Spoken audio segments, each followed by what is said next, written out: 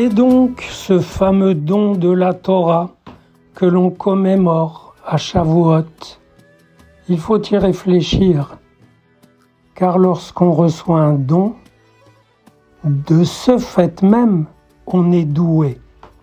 Les gens doués sont ceux qui ont reçu un don d'amour qui s'est inscrit et qui fait qu'ils trouvent, eux, facilement dans la vie, des points d'amour, des points d'où la vie leur renvoie le message qu'elle les aime parce qu'elle a senti de leur part qu'ils étaient doués pour la vie.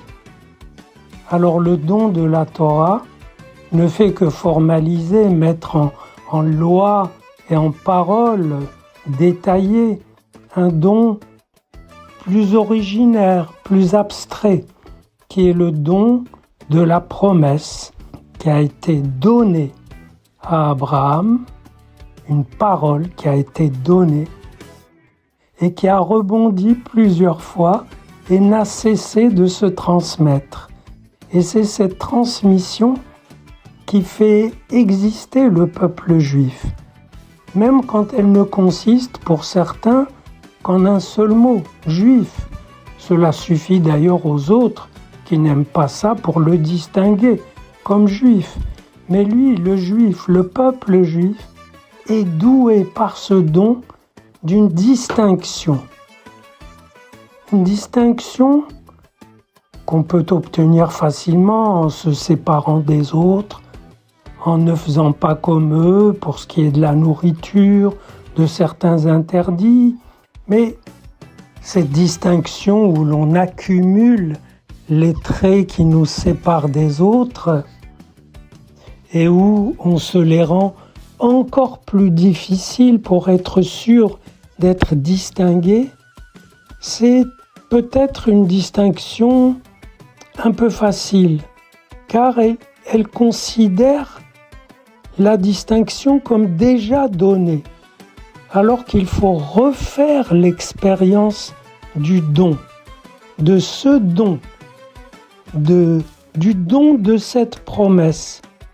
Il faudrait que dans le mélange avec les autres qui n'ont pas reçu ce don, on soit capable de faire émerger cette distinction, cette autre façon de voir les choses qui nous rattache à une promesse de vie.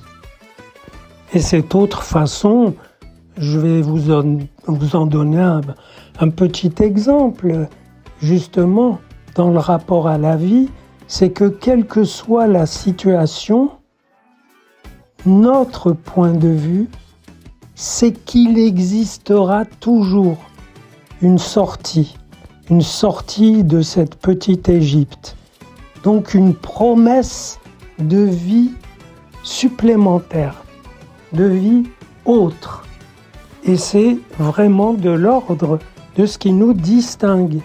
C'est cette confiance dans le fait que si on perd le contact, on peut le retrouver parce qu'il y a une chaîne de transmission continue qui se poursuit, même sans nous, et qu'on peut à tout moment raccrocher, rattraper.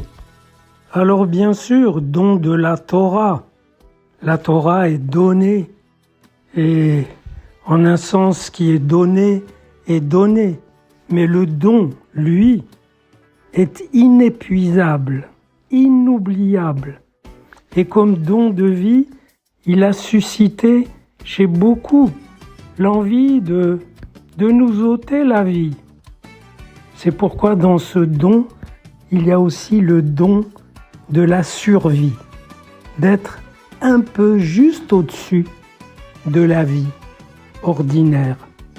Alors, transmettez ce don, c'est-à-dire cette capacité de donner, qui s'appelle aussi générosité, mais au-delà de ce qu'on donne, du côté du don.